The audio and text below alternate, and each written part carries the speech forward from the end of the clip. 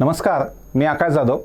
आज आपण dedicated freight corridor हा जो केंद्र सरकारचा महत्त्वाकांक्षी प्रकल्प आहे त्याच्यामध्ये 1074 जागा आहेत। त्या 1074 जागांबद्दलची माहिती घेणार आहे।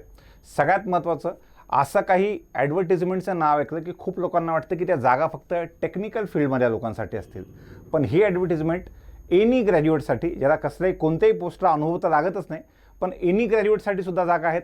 टेक्निकल फील्डमधल्या इंजिनियरसाठी किंवा डिप्लोमा किंवा इंजिनियरसाठी जागा आहेत आणि त्याच्यानंतर सगळ्यात महत्त्वाचं म्हणजे ITI झालेल्या मुलांसाठी सुद्धा जागा आहेत। तर ह्या पद्धतीनं तिन्ही कॅटेगरीसाठी ह्या जागा ज्या आहेत ह्या आहेत। त्याच्यामध्ये सिलेक्शन प्रोसेस काय आहेत, एक्सपेक्टेड एक्झाम डेट्स काय काय आहेत, कशी कशी तयारी करावी लागेल, एक्झामचा जो पॅटर्न असेल स्पेसिफिकली ॲप्टिट्यूडचा तो कोणत्या एक्झामला फॉलो करणार असेल, तो बँकिंगला असेल, तो SSCच्या एक्झामला असेल की मिक्स्ड पॅटर्न असेल, ह्या सगळ्या गोष्टी आपल्याला ह्या ॲडव्हर्टिजमेंटच्या निमित्तानं जे आहेत ते पाहायचे आहेत। तर आपण आता कसलाही वेळ मध्ये न दवडता लगेचच्या लगेच चालू करूयात। स्टार्ट करत असताना पहिल्यांदा जस्ट आपण ह्या एक्झाम्ससाठी टिपिकली IBPSच्या वेगवेगळ्या एक्झाम ज्या आहेत, बँकिंग, इन्शुरन्सच्या एक्झाम्स, त्यासाठी संपूर्ण ऑनलाईन बॅच 4.0 ही आपली स्टार्ट झालेली आहे। बॅच 19 एप्रिलला स्टार्ट झालेली बॅच लाईव्ह लेक्चरच्या माध्यमातून होते।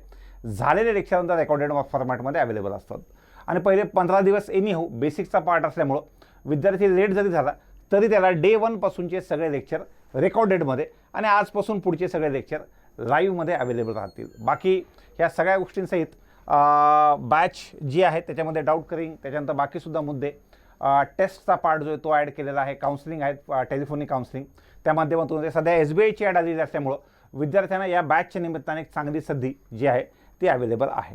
आता इथून पुढे आपण ॲडव्हर्टिजमेंटवर आलो आणि ॲडव्हर्टिजमेंटवर बघितलं तर सगळ्यात महत्त्वाचं मी ॲडव्हर्टिजमेंट पहिल्यांदा सांगतो आणि ॲडव्हर्टिजमेंटच्या नंतर तुमचे कॉमन FAQs काय काय असतील आपण त्याबद्दल सुद्धा डिस्कस करूयात। पहिल्यांदा हे आहे काय, खूप लोकांनी या ॲडव्हर्टिजमेंटबद्दल पहिल्यांदा ऐकलेलं असतं।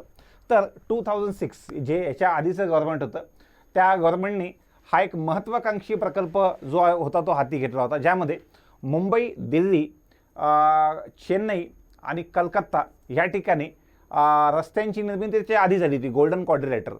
त्याच्यानंतर ही जी आहेत ही टिपिकल मालवाहतूक फास्ट व्हावी या निमित्तानं ह्या पद्धतीनं पहिल्यांदा वेस्टर्न लाईनला म्हणजे मुंबईपासून ते दिल्लीपर्यंत आणि दिल्लीपासून ते खाली कोलकात्यापर्यंत अशा 2 लाईन्सचं काम 50% आणि 60% झालेलं आहे। त्याशिवाय बाकीसुद्धा प्रोजेक्ट जे आहेत त्याच्यामध्ये त्यांनी असं सांगितलेलं आहे की तुमचा हा चौकोन आणि चौकोन नंतरमध्ये डायगोनल, सांगण्याचा मुद्दा हे जे प्रकल्प आहे ते प्रकल्प खूप मोठे आहेत। हा कम्प्लिटली इंडियन रेल्वेचा प्रकल्प आहे जो मिनिस्ट्री ऑफ रेल्वेच्या अखत्यारीमध्ये येऊन जातो। It is the most ambitious and one of the biggest project in infrastructure sector set up to build high capacity and high speed rail freight corridor along the golden quadrilateral and its diagonal. ह्याबद्दल त्यांनी माहिती जी ती दिलेली आहे। त्यांचे offices जे आहेत त्याबद्दल सुद्धा माहिती दिलेली आहे की लुधियाना, दिल्ली, कलकत्ताच्यामध्ये ईस्टर्न DFC आणि मुंबई दिल्लीच्यामध्ये western DFC। At present the company has corporate office in new Delhi आणि फील्ड युनिट जे आहेत ते अंबाला, मिरत, तुंडला म्हणजे आग्र्याजवळ, प्रयागराज, त्याच्यानंतर पंडित दीनदयाल उपाध्याय नगर, कोलकाता, मुंबई, अहमदाबाद, वडोदरा, अजमेर, नागपूर आणि नोएडा या ठिकाणी आहेत। हे याच्यासाठी की आपल्याला काम कुठे करायचं आहे याच्याबद्दलचा आयडिया मुलांना आला पाहिजे। त्याच्यानंतर ऑनलाईन मोडमध्ये ही एक्झाम होईल। एक्झाम जी आहे ती बेसिकली 3 पोस्टसाठी होणार आहे। 1 ज्युनियर मॅनेजर, 2 एक्झिक्युटिव्ह आणि 3 ज्युनियर एक्झिक्युटिव्ह। साधारणतः ह्या 3 पोस्टसाठी ह्या परीक्षा होणार आहेत। फॉर्मची ओपनिंग डेट 24 एप्रिलपासून ते 23 मेपर्यंत फॉर्म भरता येतील। एक्झामच्या टेंटेटिव्ह डेट जे आहेत ते जून 2021 मध्ये दिले आहेत, त्याच्याबद्दल आपण व्हिडिओच्या शेवटी बोलूयात। त्यानंतर महत्त्वाची जितकी काही माहिती आहे तेवढी मी बोल्ड केलेली आहे बघा। वेगवेगळ्या पोस्ट, पहिल्यांदा ज्युनियर मॅनेजरमध्ये कोणकोणत्या पोस्ट आहेत बघा। ज्युनियर मॅनेजर सिव्हिल 31 जागेसाठी आहे। बॅचलर्स डिग्री इन सिव्हिल पाहिजे 60% मार्कांसहित। आता हे 60% खूप जणांना वाटतं की फायनल इयरचे असतील का, पण या ठिकाणी शक्यतो ॲग्रिगेट घेतात, पण इथे तसा उल्लेख सुद्धा आहे की 60% मार्क्स इन ॲग्रिगेट। ॲग्रिगेट म्हणजे पहिलं, दुसरं, तिसरं आणि चौथं 4 वर्षांचं ॲव्हरेज हे ॲग्रिगेट आहे, फक्त फायनल इयरवर नाही। तर त्यामध्ये ज्युनियर मॅनेजर मी आत्ता ज्याबद्दल बोललो की ज्युनियर मॅनेजर, त्यानंतर एक्झिक्युटिव्ह आणि ज्युनियर एक्झिक्युटिव्ह, त्यातल्या ज्युनियर मॅनेजरच्या सिव्हिलमध्ये 31 वेकन्सी आहेत। त्यानंतर ऑपरेशन्स अँड BD याच्यामध्ये 77 वेकन्सीज आहेत. यासाठी जसं की मी वरती आत्ता सांगितलं की यासाठी BE सिव्हिल पाहिजे. ह्या दुसऱ्या पोस्टसाठी 2 वर्षाचं MBA, PGDBA, PGDBM, PGDM in marketing, business operation, customer relations, finance from a recognise institute with 60% marks. यातून त्यांना MBA पाहिजे. त्यांचं म्हणणं आहे की कधी कधी ड्युअल तुमचं जे MBA आहे ते ड्युअल असतं. असं काही असेल तर तुमच्या कॉलेजकडून फक्त त्यांना एक लेटर लागेल की याच्यामध्ये ह्याच्याबद्दल कसलंही नाव नसेल, पण तुमचं MBA इक्विव्हॅलंट असेल तर कॉलेजचं लेटर असेल की आमचं MBA याच्यातून झालेलं आहे, जे की फायनान्सचे इक्विव्हॅलंट आहे, जे की कस्टमर रिलेशनचे इक्विव्हॅलंट आहे, जे की बिझनेस ऑपरेशनचे इक्विव्हॅलंट आहे किंवा मार्केटिंगचे इक्विव्हॅलंट आहे. असं कॉलेजकडून लेटर जरी असेल तर ते ग्राह्य धरण्यात येईल. ह्या पद्धतीनं त्यांनी सांगितलेलं आहे. दुसरी पोस्ट ज्यासाठी चांगल्या जागा 77 आहेत. त्यानंतर ज्युनियर मॅनेजर मेकॅनिकल, याच्या वेकन्सीज कमी आहेत 3. त्याच्यामुळे याच्यावर तो फोकस थोडासा कमी ठेवतो, पण विद्यार्थी जास्त असतात मेकॅनिकलचे. तर ह्या जागांसाठी bachelors degree in mechanical, electrical, mechatronics, industrial engineering, production engineering, automobile, manufacturing, instrumentation, control, electronics and communication, electronics and engineering from recognise, electronics and telecommunication पण चालून जाईल. ठीक आहे. तर या पद्धतीनं वेकन्सी 3 आहेत. या 3 वेगवेगळ्या जागांसाठी ज्युनियर मॅनेजर ह्या सेगमेंटमध्ये ह्या 3 junior manager civil, junior manager mechanical आणि junior manager operations and BD ह्या पद्धतीनं आहेत. ह्या 3 झाल्या की यानंतर आपण एक्झिक्युटिव्हसाठी होत बघा. एक्झिक्युटिव्ह सिव्हिल पुन्हा 73 जागा आहेत. बेसिकली काम जे आहेत इन्फ्रास्ट्रक्चरचं काम असल्यामुळे सिव्हिलच्या जागा ज्या आहेत त्या चांगल्या आहेत, भरपूर आहेत. तर त्यासाठी डिप्लोमा पण चालेल. Diploma in civil, civil engineering बाकी सगळं दिलेलं आहे. सर या पोस्टसाठी जर मला अप्लाय करायचं असेल तर हायर क्वालिफिकेशन चालेल का? तर त्याबद्दलचा मुद्दासुद्धा आपल्याला पुढे ह्याच व्हिडिओमध्ये कव्हर करायचा आहे की माझं डिप्लोमा नाही आहे, माझं डिग्री आहे, तर मी याला अप्लाय करू का?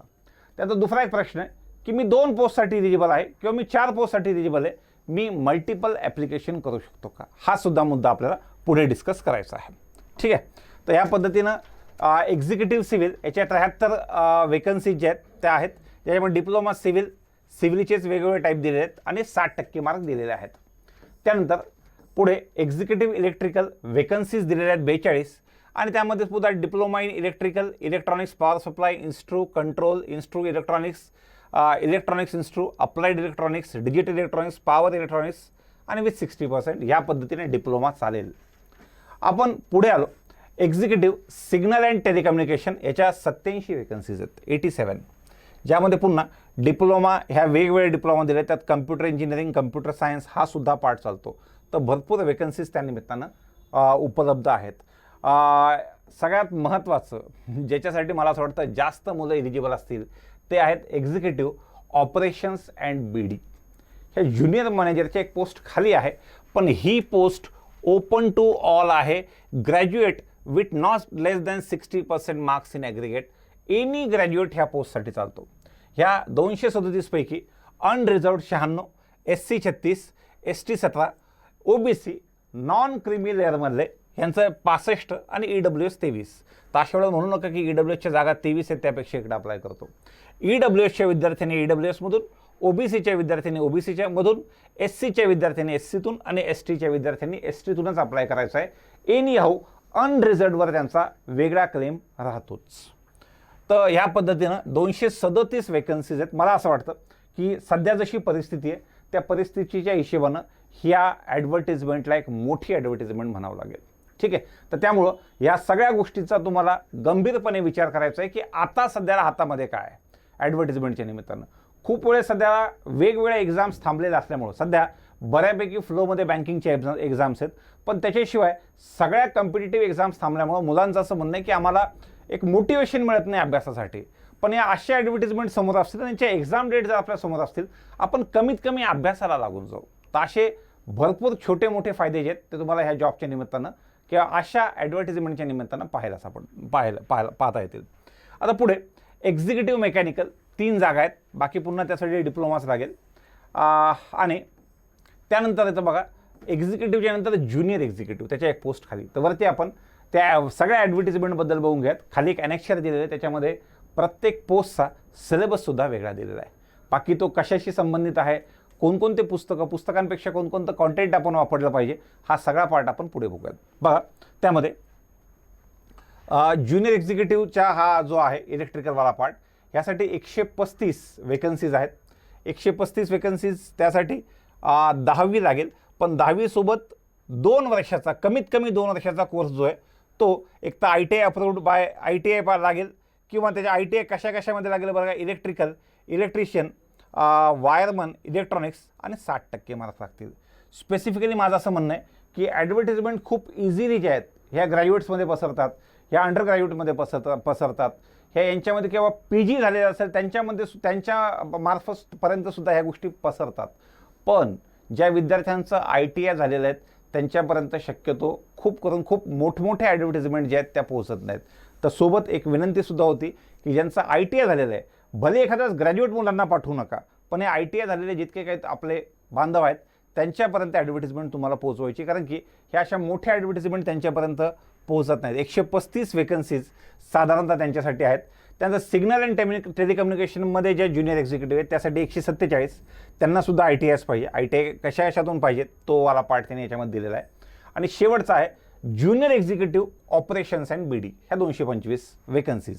ह्याच्यामध्ये पुन्हा एकदा ITI किंवा ग्रॅज्युएट इन एनी डिसिप्लिन. बघा, याच्यामध्ये हा वाला पार्ट पाहिजे किंवा ग्रॅज्युएट इन एनी डिसिप्लिन, कारण की आपलं जे एक्झिक्युटिव्ह होतं तिथंसुद्धा तुम्ही ग्रॅज्युएट इन एनी डिसिप्लिन चालतं, इथंसुद्धा ग्रॅज्युएट इन एनी डिसिप्लिन चालतं.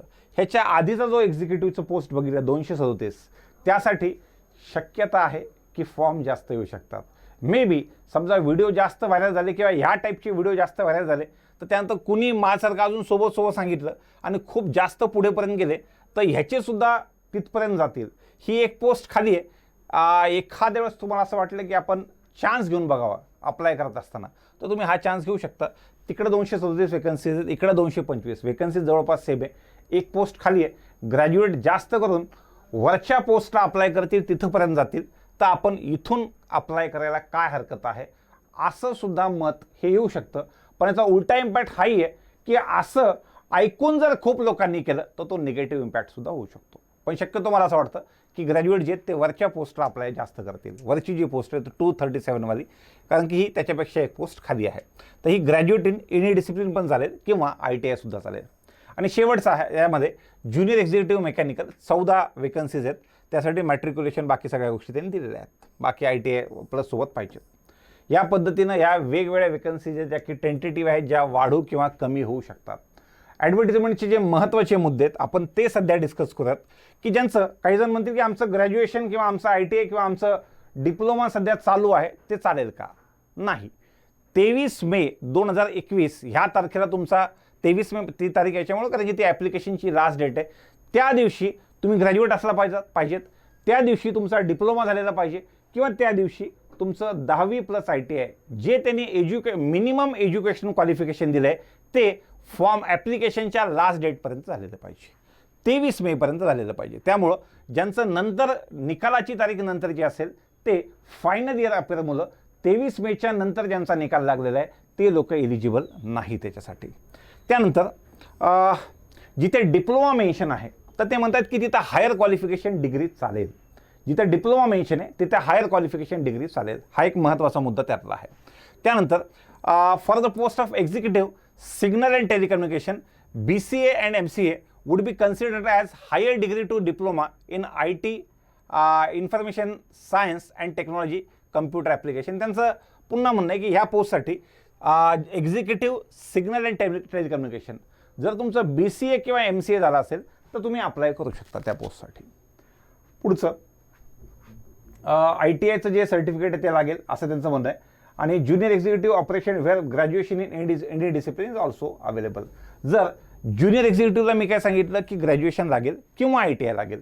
जर तुम्ही ITIच्या निमित्तानं फॉर्म भरताय त्या पोस्टला तर तुम्हाला ITIचं सर्टिफिकेट आणावं लागेल. जर ग्रॅज्युएट सांगतायत तर ग्रॅज्युएटचं सर्टिफिकेट तुम्हाला लागेल. ठीक आहे. तर या पद्धतीनं diploma or degree will not be considered as higher qualification in place of ITI where ITI is mentioned. म्हणजे ज्या ITIच्या जागा आहेत त्या ITI साठी राहतील. तुम्ही ITIच्या जागेवर डिप्लोमा आहे किंवा इंजिनिअरिंग झालेली आहे म्हणून तुम्ही तिथं अप्लाय करू शकणार नाही, जे की डिप्लोमा आणि डिग्रीमध्ये चालतं ह्या ॲडव्हर्टिजमेंटमध्ये. त्यानंतर जे लोक junior manager operations and BD त्याच्यासाठी मला वाटतं MBA लागतं, याला अप्लाय करणार आहेत, त्यांनी MBA लिहित असताना त्याच्यामध्ये त्यांनी सांगितलं की मार्केटिंग, बिझनेस ऑपरेशन्स आणि कस्टमर रिलेशन किंवा फायनान्स याच्यामधून MBA पाहिजे. समजा तुमची इक्विव्हलंट आहे, जसं इंजिनिअरिंगमध्ये मेकॅनिकल आणि प्रोडक्शनचं असतं, तर तुमच्या कॉलेजकडून तुम्ही लिहून घेऊन या की आमची डिग्री ह्याच्यापैकी कशाशी, आमचं जे MBA आहे याच्याशी कशाची सुद्धा इक्विव्हलंट आहे असं लिहिलं तरीसुद्धा चालेल. त्यांचं म्हणणं की जर मेन्शन नसेल तर तुम्हाला कॉलेजकडून लिहून आणलं तरीसुद्धा चालू जाईल. हा एक महत्त्वाचा मुद्दा जो आहे तो ज्युनियर मॅनेजर ऑपरेशन्स अँड BDसाठी अवेलेबल आहे. ठीक आहे, पुढे या. त्यानंतर महत्त्वाचा मुद्दा, ज्यांचं इंटिग्रेटेड MBA झालेलं आहे, 12वीच्या नंतर इंटिग्रेटेड MBA जे आहेत, आता भरपूर कॉलेजेस, पहिल्यांदा IIM इंदोरपासून चालू केलं होतं, पण आता खूप कॉलेजेसने दिलेलं आहे. तर 12वी प्लस 5 वर्षाचं MBA जे आहेत ते सुद्धा मुलं जे आहेत ते इलिजिबल आहेत इकडे MBAवाल्या पोस्टसाठी. तर हे सगळे जे काही गोष्टी आहेत कॅन्डिडेटकडे 23/5/2021 पर्यंत त्यांना इसेन्शियल आहेत की तेव्हापर्यंत त्यांच्या हातामध्ये पाहिजे. CGPAमध्ये दिले असतील मार्क्स, तर त्याला पर्सेंटेजचं कन्व्हर्टर प्रत्येक विद्यापीठाचं दिलेलं असतं, त्यांच्या मार्कशीटच्या पाठीमागेच दिलेलं असतं किंवा त्या विद्यापीठाच्या वेबसाईटवर दिलेलं असतं. त्या कन्व्हर्टरनं तुम्ही फॉर्म जो आहेत CGPA टू पर्सेंटेज कन्वर्ट करू शकतात. ठीक आहे, पण 60% जिथं पाहिजे तिथं 59.99 सुद्धा चालणार नाहीत. बघा, ज्युनियर मॅनेजरच्या पोस्टसाठी 18 ते 27 पाहिजे, एक्झिक्युटिव्हच्या पोस्टसाठी 18 ते 30 पाहिजे आणि ज्युनियर एक्झिक्युटिव्हसाठी एज लिमिट जे ते पुन्हा 18 ते 30 पाहिजे. या पद्धतीनं एज लिमिट जे ते आहे. एज लिमिट जे ती 1 जानेवारी 2021 ह्या डेटला कॅल्क्युलेट होणार आहे. त्यामुळं तुमची जी कोणती डेट ऑफ बर्थ असेल त्या डेट ऑफ बर्थपासून 1 जानेवारी 2021 पर्यंत आपलं वय किती आहे हे कोणत्याही तुमच्या गुगलवर जर टाकलं तुम्ही एज कॅल्क्युलेटरवर तर तुम्हाला सापडून जाईल. पुढे एज रिलॅक्सेशन जे आहेत ते सांगितलेल्या एजमध्ये आपलं नेहमीप्रमाणे OBC ज्यांचं की नॉन क्रिमिनलमध्ये येतात 3 वर्षाचं एज लिमिट त्या रिलॅक्सेशन आहे. SC ST कॅटेगरीसाठी 5 वर्षाचं रिलॅक्सेशन देण्यात आलेलं आहे. त्यानंतर मधले महत्त्वाचे मुद्दे, OBCच्या कॅन्डिडेटला जे आहेत 2021-22चं नॉन क्रिमिनल फॉर्मॅटमधलं सर्टिफिकेट लागेल. अर्थात तुमचं जे सर्टिफिकेट आहे ते 1 एप्रिलच्या नंतर काढलेलं असेल तर चांगलं होऊन जाईल, कारण की आधीचं तुम्हाला त्या ठिकाणी इन्कम प्रूफ जोडून 1 एप्रिलच्या नंतरचं तुमचं सर्टिफिकेट जे ते चालून जाईल. मी माझ्या प्रत्येक व्हिडिओमध्ये सांगतो की OBC आणि EWSवाल्या कॅन्डिडेटने सगळ्यात जास्त अलर्ट राहायचं आहे. आणि 1 वर्ष संपलं, 1 वर्ष तुम्ही सर्टिफिकेट काढून 1 वर्ष संपलं की परीक्षा असो किंवा नसो ते रिन्यू करायचं जेव्हापर्यंत आपण एखाद्या शासकीय सरकारी नोकरीला लागत नाही तेव्हापर्यंत, किंवा परीक्षा देणं थांबवत नाही आहे तेव्हापर्यंत. तर त्याच्याशी संबंधित महत्त्वाचे मुद्दे दिले आहेत प्रत्येकाने. OBC कॅन्डिडेटने OBCचं पूर्ण वाचून घ्यायचं. EWS कॅन्डिडेटनं जे आहेत ते EWSच्या पुन्हा 5 एकरपेक्षा कमी जमीन वगैरे सगळं दिलेलं आहे आणि त्यांनी त्यात सांगितलेलं आहे की ह्या सगळ्या गोष्टी for the recruitment the financial year 2020-21चं जे आहे ते तुम्ही 23 मेपर्यंत पकडू शकतात. ह्या पद्धतीने त्यांनी सगळी माहिती जी आहे ती त्यामध्ये दिलेली आहे. टिपिकल EWSसाठीचे सगळे, पुन्हा कोणाकडून त्यांचा सायनिंग ऑथॉरिटी कोण आहे ते आहे, फिजिकली चॅलेंज कॅन्डिडेटचं दिलेलं आहे, एक्स सर्व्हिसमॅन कॅन्डिडेटचं दिलेलं आहे. तर प्रत्येकाने आपापला कॉलम जो आहे तो वाचून घ्यायचा आहे. जर तुम्ही government, semi government, public sector undertaking किंवा ऑटोनॉमस बॉडीजमध्ये सध्या काम करतायत तर तुम्हाला इंटरव्ह्यूच्या वेळेस, इंटरव्ह्यू सगळ्या पोस्टसाठी नाही आहे, इंटरव्ह्यूच्या वेळेस किंवा डॉक्युमेंट व्हेरिफिकेशनच्या वेळेस तुम्हाला NOC द्यावा लागेल. जर तुम्ही प्रायव्हेट कंपन्यांमध्ये काम करतायत तुम्हाला NOC देण्याची आवश्यकता नाही, ह्या पद्धतीने. ठीक आहे, बाकी जे कंपनीतले त्यांच्या कंपनीतले एम्प्लॉई त्यांना NOC वेगळी देण्याची आवश्यकता नाही असं सांगितलेलं आहे. बाकी perks, allowances, place of posting, service agreement जे आहेत किंवा बॉन्ड ह्यासाठी त्यांनी सांगितलं आहे की HRI मिळेल किंवा लीज अकोमोडेशन मिळेल. त्यानंतर liberal company medical facility, LTC, basket of allowances with cafeteria, approach and other fringe benefit, superannuation benefit schemes are also in the offering. ह्या पद्धतीनं आहे. सगळ्यात महत्त्वाचं, ह्या टाईपचे जितके काही गव्हर्नमेंटचे युनिट्स आहेत त्याच्यासाठीचे सोबतचे जॉबसोबतचे जे बेनिफिट्स आहेत हे अनगिनत असतात. तर तुम्ही त्याच्यावर लक्षच केंद्रित नाही केलं पाहिजे. हे भरपूर काही मिळणार आहे. त्यामुळं सध्याचा फोकस परीक्षा पास असणार असला पाहिजे. त्यानंतर प्लेस ऑफ पोस्टिंग मी जिथे इथं सांगितलं पाठीमागे ते असेल. सर्व्हिस बॉन्ड जो आहे तो असणार आहे, पण ते त्या वेळेला सांगतील की कसा कोणत्या पद्धतीने बॉन्ड असेल. बॉन्डबद्दलचे डिटेल्स इथं दिलेले नाही आहेत. त्यानंतर एक्झाम कशी होईल की हा महत्त्वाचा टेबल आहे बघा. सिलेक्शन प्रोसेस कसं होणार आहे, प्रत्येक पोस्टचं CBT, ही CBET सगळ्या पोस्टला नाही, एकाच पोस्टला आहे. त्यानंतर डायरेक्ट डॉक्युमेंट व्हेरिफिकेशन. सगळ्या पोस्टसाठी एकच परीक्षा आहे, लगेच DV, आणि फक्त पहिली जी पोस्ट आहे ज्युनियर मॅनेजर त्याला इंटरव्ह्यू होतील, बाकी कुणालाही इंटरव्ह्यू होणार नाहीत. आणि एका पोस्टसाठी ही CBT आणि CBAT अशा पद्धतीनं टेस्ट होणार आहेत. फक्त एकच पोस्ट आहे एक्झिक्युटिव्ह ऑपरेशन्स BD, ही CBT आणि CBAT. CBAT टाईपची एक टेस्ट पाठीमागे आम्ही रेल्वेची बॅच घेतली होती, रेल्वे NTPCची, आणि NTPC नाही, रेल्वे ALP आणि टेक्निशियनची. त्यासाठी त्यावेळेसचा आमचा ह्या एक्झामबद्दलचा अनुभव आहे. सर, हे CBAT काय किंवा दोन्हीसुद्धा टेस्टचे पॅटर्न काय त्याबद्दल थोडंसं सांगा. CBT म्हणजे आपली नेहमीची computer based test, objective test. CBAT बद्दलचे डिटेल्स जे आहेत त्यांनी खाली दिलेले आहेत, त्याबद्दलची लिंक पण मी तुम्हाला सांगतो की कसं बघायचं. आता ही CBT जे ते ऑनलाईन मोडमध्ये होणार आहे. त्यानंतर 1 किंवा मल्टिपल डेजमध्ये 2 तासाची एक्झाम जे ते होणार आहे. त्यानंतर 120 क्वेश्चन्स असतील. सिलेबस ॲनेक्सर 3 मध्ये दिलेला आहे, तो आपण बघूयात. द स्टँडर्ड ऑफ क्वेश्चन जे आहेत, जसं ग्रॅज्युएट मुलांना ग्रॅज्युएशनच्या लेवलचे क्वेश्चन्स, लेवलचे म्हणतोय, डिप्लोमावाल्या मुलांना डिप्लोमाच्या लेवलचे क्वेश्चन्स, जरी ॲप्टिट्यूड असलं तरी, आणि 10वी+ ITIच्या मुलांना त्यांच्या 10वी+ ITIच्या लेवलचे क्वेश्चन्स, या पद्धतीनं लेवलनं त्यांना क्वेश्चन्स मिळणार आहेत. निगेटिव्ह मार्किंग 1/4 आहे. त्यानंतर क्वालिफाईंग मार्क्स हे क्वालिफाईंग मार्क्सला काही अर्थ नसतो. इंग्लिश आणि हिंदीमध्ये पेपर असेल, या पद्धतीनं दिलेलं आहे.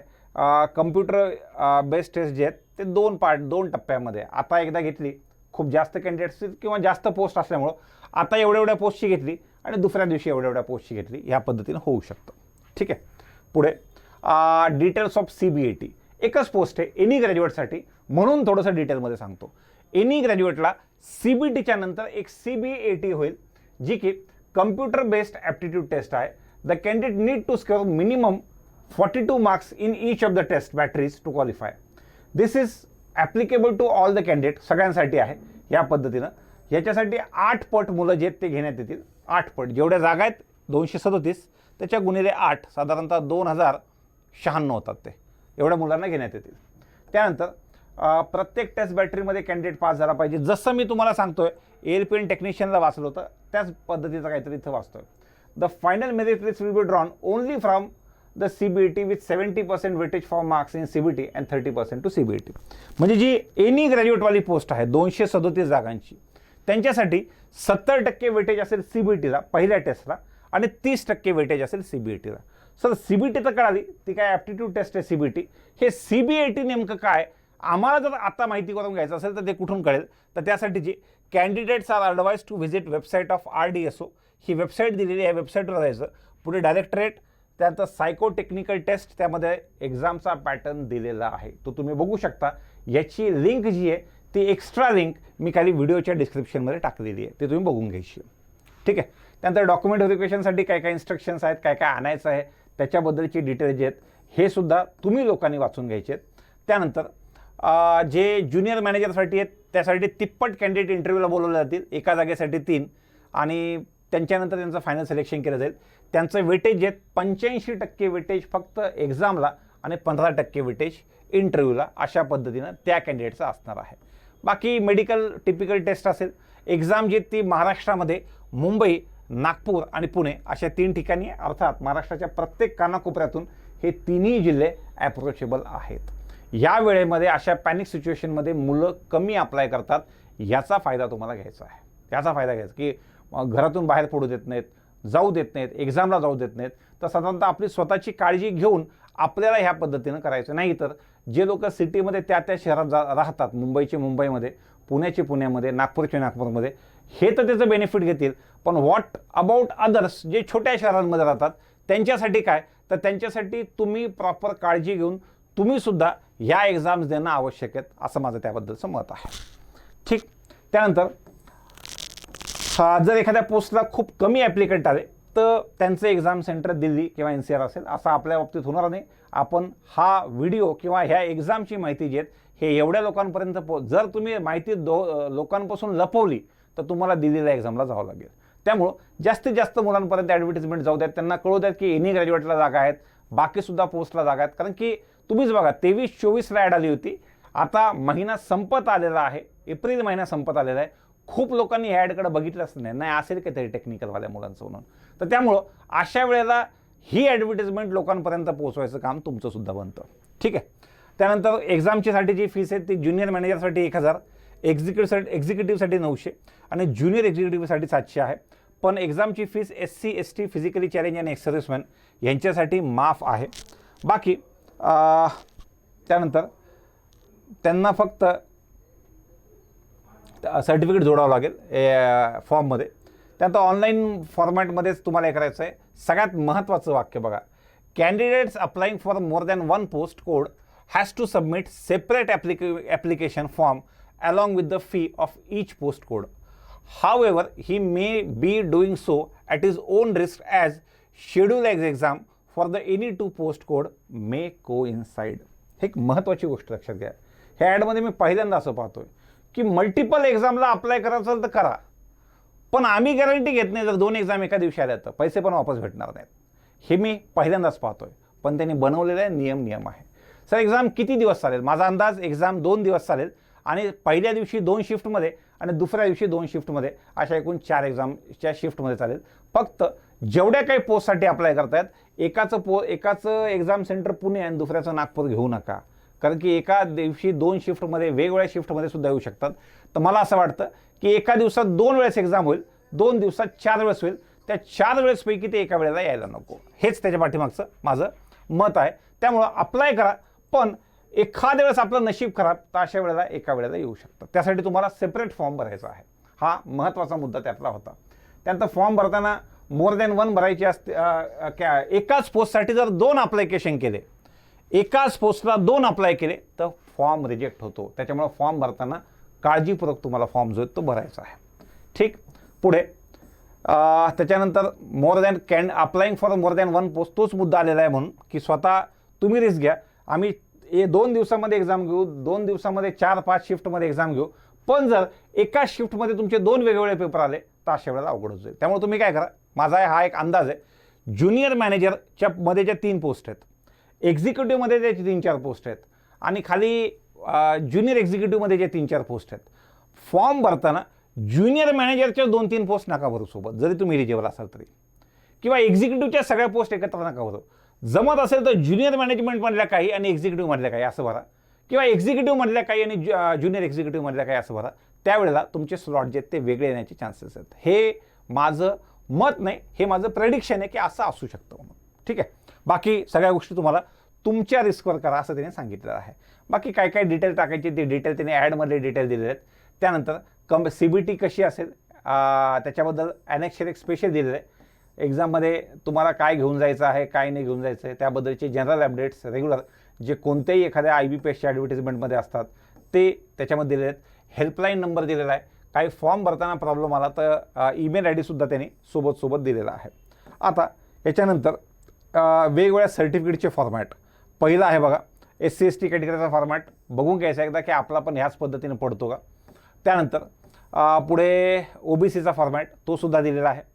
सायनिंग ऑथॉरिटी बघायची की सेम आहे का आपली वेगळी आहे. त्यानंतर इन्कम अँड ॲसेट सर्टिफिकेट जे आहे EWSसाठी त्याबद्दलचं दिलेलं आहे बघा. हेच तुम्ही जे आता 5 एकर जमीन, 5 एकरपेक्षा कमी, 1000 स्क्वेअर फीटपेक्षा प्लॉट कमी पाहिजे वगैरे, हाच पार्ट त्यामध्ये आहे. त्यानंतर पुढचा जो पार्ट आहे तो फिजिकली चॅलेंज विद्यार्थ्यांना असेल, एक्स सर्व्हिसमॅनसाठी प्रत्येकाचं वेगवेगळा जो पार्ट आहे तो याच्यामध्ये दिलेला आहे. एकदम सुटसुटीत आहे आणि टू द पॉईंट माहिती, उगाच लांबवायची म्हणून लांबवलेली नाही जेवढा पार्ट मी वाचला. आणि त्याच्या पुढे हे कॅटेगरीचे सर्टिफिकेट झाले की एक्झामचा सिलेबस येतो. ह्या एक्झामचा सिलेबस येतो की ह्या एक्झामचा पॅटर्न कसा असणार आहे. बघा, हे जे 120 प्रश्न त्यांनी सांगितलेले आहेत, त्यातले टेक्निकल ज्या पोस्ट आहेत, पहिली जी पोस्ट आहेत म्हणजे ज्युनियर मॅनेजरच्या, त्यातले 24 क्वेश्चन ॲप्टिट्यूडचे असतील, ज्यामध्ये जनरल नॉलेज, जनरल ॲप्टिट्यूड आणि रिझनिंग. इंग्लिश नाही आहे. रेल्वेला शक्यतो इंग्लिश मीही पाहिलेलं नाही आहे. ह्या एक्झामला रेल्वेचीच एक सबसिडरी असल्यासारखी आहे. त्यामुळं 24 मार्काचं ॲप्टिट्यूड आणि 96 मार्काचं साधारणतः टेक्निकल हे ज्युनियर मॅनेजरच्या पोस्टसाठी आहे. बघा, त्याचा सिलेबस तिन्ही ज्युनियर मॅनेजरचा दिलेला आहे. एक्झिक्युटिव्हसाठी पुन्हा 24 मार्काचं ॲप्टिट्यूड आणि 96 मार्काचं जे आहे ते टेक्निकलचा पार्ट त्यांनी दिलेला आहे. आता याच्यासोबत काही जण म्हणतील सर त्या ऑपरेशन्सबद्दल कसं, त्यांचा 120च्या ज्याच्यामध्ये 237 जागा आहेत, त्यांच्या 120च्या 120साठी एकच सिलेबस आहे, ज्यामध्ये general knowledge, logical reasoning, numerical ability, general science, सगळ्यात महत्त्वाचं history of Indian railways and DFCCIL. विकिपीडियावर ही माहिती जी DFCCILची आत्ता 2006ची मनमोहन सिंगांचं जेव्हा सरकार होतं तर त्यांची योजना होती. तर 2006पासूनचं हिस्ट्री करायला जास्त वेळ लागणार नाही आहे. इकॉनॉमिक्स अँड मार्केटिंग आणि कस्टमर्स रिलेशनशिप या पद्धतीने असतील. एक्झिक्युटिव्ह मेकॅनिकलचे 24 आणि 96 पोस्ट. एक्झिक्युटिव्ह इलेक्ट्रिकलच्या 60 क्वेश्चन 60 क्वेश्चन. याच्यामध्ये चेंज आहे बघा ज्युनियर एक्झिक्युटिव्हसाठी. ज्युनियर एक्झिक्युटिव्हला 60-60च्या पद्धतीनं पॅटर्न दिलेला आहे. तर पहिल्या 2 पोस्टसाठी 24-96 24-96 आणि शेवटच्या पोस्टसाठी 60-60 ह्या पद्धतीनं पॅटर्न जो आहे तो त्यांनी दिलेला आहे. ठीक, चला. आणि जी एनी ग्रॅज्युएटची पोस्ट आहे ज्युनियर एक्झिक्युटिव्हमध्ये त्याच्यामध्ये 60-60मध्ये पहिल्या 60मध्ये general knowledge, numerical ability, general aptitude reasoning आणि जनरल सायन्स, आणि पार्ट 2मध्ये history of Indian railways and DFCCIL, economics and marketing, logical reasoning and customers relationship. तसं बघायला गेलं तर एनी ग्रॅज्युएटसाठी अंदाज सांगतोय की एक्झिक्युटिव्ह आणि ज्युनियर एक्झिक्युटिव्ह 2 वेगळ्या कॅटेगरीमधल्या कॅडरमधल्या पोस्ट आहेत. त्यासाठी सिलेबस पण सेम आहे. फक्त एक्झाम एकाच दिवशी आलं तर चालतं पण एकाच शिफ्टमध्ये येऊ नये एवढीच अपेक्षा. तर या पद्धतीनं यांचासुद्धा सिलेबस जो आहे तो सगळ्यांचा सिलेबस दिलेला आहे. आता यानंतर ॲप्लिकेशनचे प्रोसेस त्याच्याबद्दल एकदम डिटेलमध्ये फोटो किती KB मध्ये पाहिजे वगैरे हा एवढा पार्ट मला असं वाटतं तुम्ही लोक ग्रॅज्युएट आहात तर तुम्ही लोक हे निश्चित पाहाल. त्यानंतर संपलं एवढं होतं. ह्याच्यासोबत एक्झामची प्रोसेस ट्रान्सपरंट असेल का तर हो, एक्झाम TCSकडे असण्याचे चान्सेस आहेत. एक्झाम प्रोसेस जी आहे ते ट्रान्सपरंट असेल. त्याच्यानंतर what if there is overlapping of exam for 2 different post. मी सांगितले तुमचे रिस्कवर करायचं आहे पण शक्यतो ज्युनियर मॅनेजरमधली एक, एक्झिक्युटिव्हमधली एक आणि ज्युनियर एक्झिक्युटिव्हमधली एक अशा 3 पैकी कोणत्याही 2 पोस्ट भरा. जिथं तुम्ही इलिजिबल आहात तर चान्सेस कमी राहतील की एक्झाम एका वेळा ओव्हरलॅप होण्याचे. पण हे करत असताना एक्झामचं सेंटर, एक्झामचा सिटी जी आहे ती एकच टाका, पुणे, मुंबई किंवा नागपूर. त्यानंतर एक्सपेक्टेड एक्झाम डेट त्यांनी जरी जून दिली असेल तर मला साधारणतः यामध्ये तुमच्या ज्या एक्झामच्या डेट आहेत त्या जुलै 1st वीक आणि जुलै 2nd वीक ह्या 2 वेगवेगळ्या एक्झाम डेट ज्या आहेत ह्या वाटत आहेत. हे आणि हे अशा दोन्ही डेट वाटत आहेत. तर त्यामुळं जुलैच्या 1st आणि 2nd वीकमध्ये वाटत असल्यामुळं आता सध्याला आपल्याकडे एप्रिल संपला आहे, मे, जून हे 2 महिने कंप्लीट आपल्या हातामध्ये आहेत. एक्झामचा जो पॅटर्न आहे तो एक्झामचा ॲप्टिट्यूडवाला पॅटर्नवर मी तुम्हाला सांगतो. पाठीमागे की मी व्हिडिओ बनवला होता cotton corporation of India limited. तुम्ही cotton corporation of India limited Sankalp किंवा cotton corporation of India limited Akash Jadhav एवढं जरी यूट्यूबवर सर्च केलं तर ह्या वर्षीचा व्हिडिओ, मागच्या वर्षी पण एक ॲड आली होती त्यावेळेसचा होता, यावेळेसची ॲड आली पण एक्झाम कॅन्सल झाली. त्याच्या बॉटमला एक पेपर दिलेला आहे, त्याच्या बॉटमला एक पेपर आहे, पेपरची लिंक दिलेली आहे. त्या पेपरवर जा, तुम्हाला त्या टाईपचं क्वांट करायचं आहे ज्याला आपण न्यूमरिकल ॲबिलिटी म्हणतो, तुम्हाला त्या टाईपचं रिझनिंग करायचं आहे आणि तुम्हाला त्या टाईपचं GK करायचं आहे. बस 3च विषय बघा त्यामध्ये, गणित, बुद्धिमत्ता आणि GK. त्या पेपरमध्ये बघा कॉटन कॉर्पोरेशन ऑफ इंडिया लिमिटेडच्या खाली डिस्क्रिप्शनमध्ये लिंक दिलेली पेपरची. जसा पेपर पॅटर्न कॉटन कॉर्पोरेशनचा असेल बिलकुल त्या पॅटर्नवर तुम्हाला हे वाले क्वेश्चन जे ते येऊ शकतील. त्यांचा सिलेबस जो आहे त्यांचा एक्झामचा पॅटर्न बँकिंग असेल, SSC असेल का मिक्स्ड असेल, एक्झामचा पॅटर्न मिक्स्ड असेल. म्हणजे काय, त्याच्यामध्ये ॲडव्हान्स मॅथ्स नसेल, अरिथमेटिक असेल, पण मग त्यामध्ये सिम्प्लिफिकेशन ॲप्रॉक्सिमेशन पण नसेल. त्याच्यामध्ये उगाच घाणेरड्या लेवलला सेटिंग अरेंजमेंट पझल नसेल, इनपुट आउटपुट नसेल, एकदम साधे. त्याच्यामध्ये नॉन व्हर्बलचा पार्टसुद्धा असेल, व्हर्बलसोबत नॉन व्हर्बलचा पार्टसुद्धा त्या एक्झाममध्ये असेल. म्हणून थोडं हे तुम्ही जर याच्या आधी कॉटन कॉर्पोरेशन ऑफ इंडियाची एक्झाम दिली असेल, CBSEची एक्झाम, CBSEची पाठीमागे एक्झाम दिली असेल होती ती दिली असेल, KVICची एक्झाम दिली असेल, ह्याच्यासोबत एक्झॅक्ट लगेच आठवत नाही मला, पण ह्या वेगवेगळ्या एक्झाम दिल्या असेल तर त्या पॅटर्नचं मॅथ्स, त्या पॅटर्नचं रिझनिंग, त्या पॅटर्नचं GK असेल. एक्झामचा पॅटर्न कसा असेल, एक्झामचा पॅटर्न सोपा असेल. त्यानंतर एक्झाममध्ये इंग्लिशचा पार्ट तर नाहीच आहे, समजा इंग्लिशचा पार्ट नाही आहे, मॅथ्स, रिझनिंग आणि GK हा वाला पार्ट. मी जेवढं जास्तीत जास्त तुम्हाला ॲप्टिट्यूडबद्दल सांगू शकतो बिलकुल, कारण की ॲप्टिट्यूडचा पार्ट नेहमी मी प्रत्येक एक्झामचा पाहत असतो की ह्या एक्झामचा पॅटर्न कसा आहे, बँकिंग रिलेटेड आहे का किंवा SSC रिलेटेड आहे का किंवा मिक्स्ड आहे का. तर तुम्हाला एक चांगला सोर्स जो आहे तो ते त्या निमित्तानं माझा जुना विद्यार्थी मयूर पवार म्हणून, तर त्याचा मी कॉटन कॉर्पोरेशन ऑफ इंडियाचा पेपर त्याची लिंक टाकली होती. होपफुली ती लिंक जे ते अजून एक्सपायर होऊ नयेत. तर एक 1074 जागांसाठीची मला असं वाटतं ह्या काळामध्ये ज्याच्यामध्ये दुसऱ्या कोणत्याच ॲडव्हर्टिजमेंटने त्या काळासाठी एक चांगली ॲडव्हर्टिजमेंट आपल्यासाठी आहे. लोक पॅनिक आहे सध्याला, सिच्युएशन खराब आहे हे नक्की, पण ही अशी गोष्ट काही लोकांसाठी ॲटलिस्ट जे आहेत जे लोक परीक्षेची तयारी खूप चांगली करतायत अशांसाठी एक मोठी संधी आहे. त्यामुळं त्यातल्या त्यात ज्या लोकांना स्पेसिफिकली ITI झालेले मुलं आहेत त्यांच्यापर्यंत अशी ॲडव्हर्टिजमेंट पोहोचत नाहीत, 10वी ITI झालेल्या मुलांपर्यंत त्यांच्यापर्यंत माहिती पोहोचवा. उगाच डेडिकेटेड फ्रेट कॉरिडॉर म्हणलं की जे लोक घाबरत आहेत की नाही काहीतरी टेक्निकल पोस्टसाठी असतील त्यांना सांगा 237 आणि 225 म्हणजे 450-500 पोस्ट ज्या आहेत या फक्त आणि फक्त एनी ग्रॅज्युएटसाठी आहेत. तर एवढ्या पोस्ट आहेत, एवढ्या वेकन्सीज आहेत. एक्झाम सेंटर मुंबई, पुणे आणि त्यासोबत नागपूर जर बघितलं तर महाराष्ट्रातल्या कोणत्याही सिटीपासून मला नाही वाटत की 250-300 किलोमीटरच्या दूर एक्झाम सेंटर असतील. जर पूर्ण विदर्भ बघितलं तर त्या साईडला 250-300 किलोमीटर पडतं. 300-350 किंवा 350 किलोमीटरच्या वर नसेल ओव्हरनाईट जर्नी करून तुम्ही त्या सिटीपर्यंत जे ते पोहोचू शकतात. एक्झाम जुलैच्या आसपास आहे तर तेव्हापर्यंत मे बी सध्याची ही जी दुसरी लाट आहे ती दुसरी लाट उसळलेली असेल, आपण अशी प्रार्थना करूयात. आणि अशा गोष्टींचा आता सध्याला ज्या पद्धतीचं वातावरण आहे त्याच्या कसलीही मनामध्ये ती गोष्ट न ठेवता 23 मेच्या आत जास्तीत जास्त विद्यार्थ्यांनी अप्लाय करावं. आणि सगळ्यात महत्त्वाचं म्हणजे एक्झाम सेंटर सगळ्यांनी महाराष्ट्रातच राहू द्यायचं असेल, दिल्लीला एक्झामला जायचं नसेल तर जास्तीत जास्त लोकांना अप्लाय करायला लावा. आणि इथूनच जास्तीत जास्त लोकांना अप्लाय करायला लावून आपल्याला मुंबई, पुणे, नागपूर हे सेंटर पाहिजे. त्या हिशेबानं प्लॅनिंग जी आहे ते आपली आतापासून असली पाहिजे.